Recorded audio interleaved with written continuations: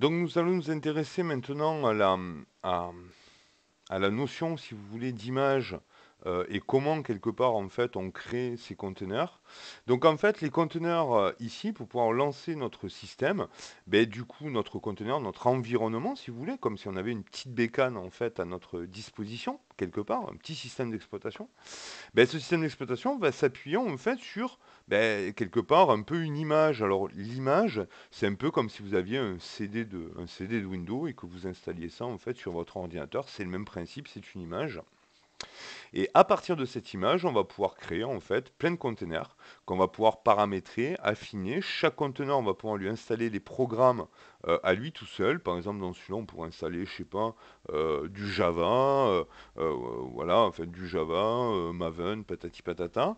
Dans celui-là, on pourra installer du PHP version 4, un peu de Git, quelques, je sais pas moi, quelques outils de log, j'en sais rien, enfin bref. On va pouvoir en fait installer 3 millions de choses, enfin des choses, pardon, dans chacun des containers. Et pour ça, et le tout à partir de l'image.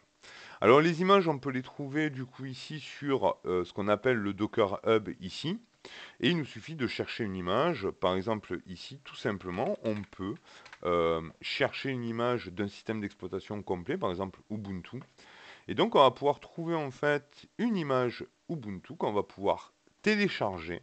Et une fois que cette image elle sera téléchargée, on a même effectivement la commande qu'on verra un petit peu plus tard pour télécharger cette image. On va pouvoir télécharger cette image et créer des containers à partir de cette image.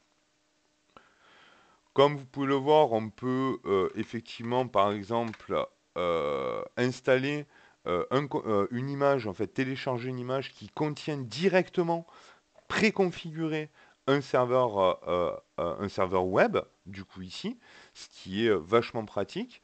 On peut installer, voilà, par exemple, une image avec directement un serveur de base de données. On peut faire une image, il existe même des images avec du Windows, hein, si vous voulez, il n'y a pas de problème. Hein. Windows Server Core, Windows Base OS Image. Hein. Si vous voulez par exemple faire des containers que vous voulez déployer en fait sur du Raspi ou ce genre de truc là avec du comment ça s'appelle avec la base de votre système d'exploitation Windows. Enfin bref, on peut du Node, voilà, vous pouvez faire du JS, pam, vous prenez du Node et vous pouvez faire du Node, Mongo Express, enfin bref. Et vous avez toute une série d'images avec des éléments préinstallés, bien sûr. Lorsque vous avez un conteneur, votre conteneur reste quand même un système isolé. Vous pouvez installer, enlever, faire tout ce que vous voulez du coup à l'intérieur, comme vous feriez en fait sur votre propre système d'exploitation. Cela reste ici par exemple l'image si c'était Node, on pourrait lancer un conteneur à partir de cette image, on aurait déjà Node d'installer, npm d'installer. Mais si on veut rajouter Git, on rajoute ce qu'on veut, enfin bref, et ce conteneur aura tous les éléments qu'on aura installés dans ce conteneur-là.